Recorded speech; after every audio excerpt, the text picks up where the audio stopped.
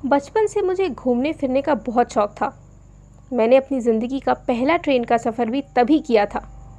जितना मज़ा मुझे ट्रैवलिंग में आता है उतना तो शायद किसी और काम में आज तक नहीं आया। आज मैं एक चार्टर्ड अकाउंटेंट बन गया हूँ और हम लोग की जॉब बहुत स्ट्रेसफुल होती है। लेकिन मुझे अपनी जॉब की एक चीज़ बहुत पसंद है कि हम लोग को एक जगह से दूसरी जगह काफ़ी फ्रिक्वेंटली आना जाना पड़ता है। तो ट्रैवलिंग से मेरी जॉब में मन लग जाता है।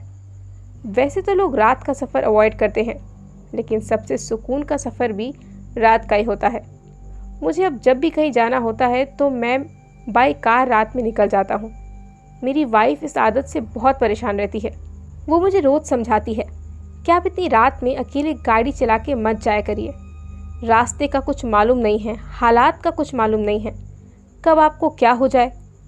मैं उसको हमेशा समझाता कि कुछ नहीं होता। अब तो मुझे आदत सी हो गई है रात में सफ़र करने की। मानो मेरी रात से अच्छी दोस्ती हो गई है। तब भी वो बेचारी बहुत परेशान रहती है। जब भी मैं कहीं जाता हूँ तो वो तब तक नहीं सोती जब तक मैं घर वापस ना आ जाऊँ। पिछले महीने 8 तारीख को मैं अपने घर दिल्ली से पुणे के लिए निकला। टाइम कुछ 11:30 बजे रात के हो रहे थे और मैं खाना वाना खा के फारिग हो गया और घर से पुणे के लिए निकला।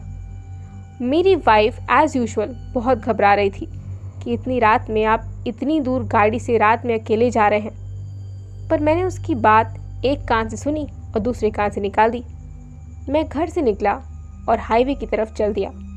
गर्मी काफ़ी हो रही थी तो मैंने गाड़ी के शीशे बंद कर लिए और एसी चला लिया। अब बस मैं और मेरी गाड़ी भागी चले जा रही थी।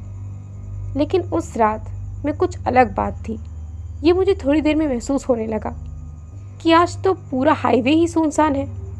मैं 1 घंटे से चला रहा हूँ और मुझे रास्ते में अपने अलावा कोई और दिखा ही नहीं। ये बात मेरी कुछ समझ में नहीं आई। आज तो गाड़ी में मुझे सफ़र करने में वो वाली बात भी नहीं आ रही थी। काफ़ी अजीब सा अकेलापन सा महसूस हो रहा था। तो मैंने गाने बजा दिए। मैं गाना सुनते सुनते चला रहा था।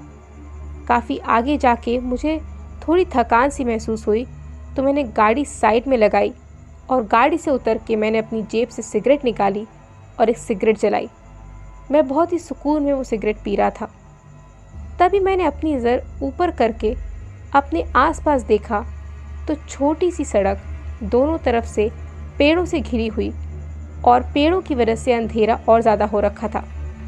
आसपास कोई भी गाड़ी नहीं थी, कोई भी इंसान नहीं था और ना ही कोई जानवर। बस मैं तन्हा अपनी गाड़ी के दरवाजे पे टिक के सिगरेट पी रहा था। तभी मुझे एकदम से कपकपी सी आई, मानो कोई मुझे छू के गया हो।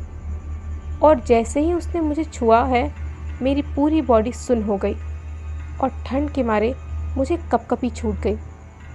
एक पल को तो ऐसा लगा कि मैं यहाँ अकेला नहीं हूँ, कोई है जो मेरे बहुत ही ज़्यादा पास खड़ा हुआ है, मुझे देख रहा है और मुझसे कुछ कहना चाह रहा है।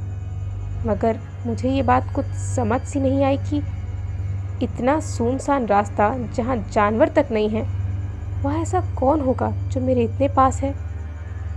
मेरा ये सोचते ही मुझे ठंड सी लगने लगी, मानो गर्मियों में बर्फ़ सी पड़ी हो और मुझे ठंड लगने लगी हो।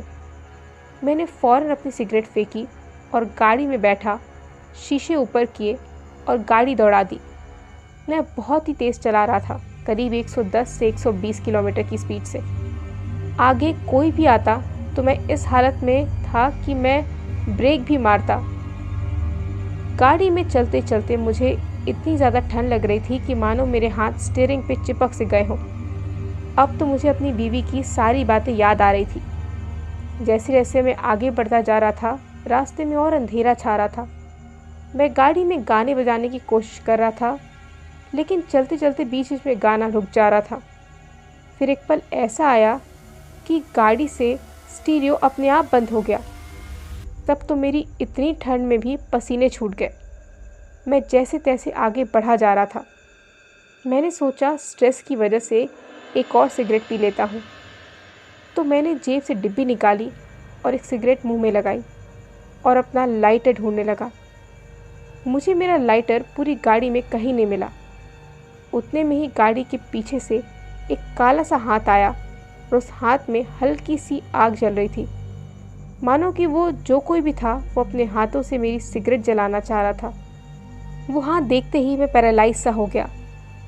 ना मुंह से एक अल्फाज निकले और ना हाथ पैर हिले और ना ही मैंने आगे झुक के अपनी सिगरेट जलाई। मेरा रास्ते पे ध्यान ही नहीं था और एकदम से मोड़ आया। मेरे हाथ पैर एकदम पैरालाइज थे। मैं कोशिश करके भी गाड़ी नहीं मोड़ पाया और गाड़ी जंगल में एक पेड़ पे जाके लगी।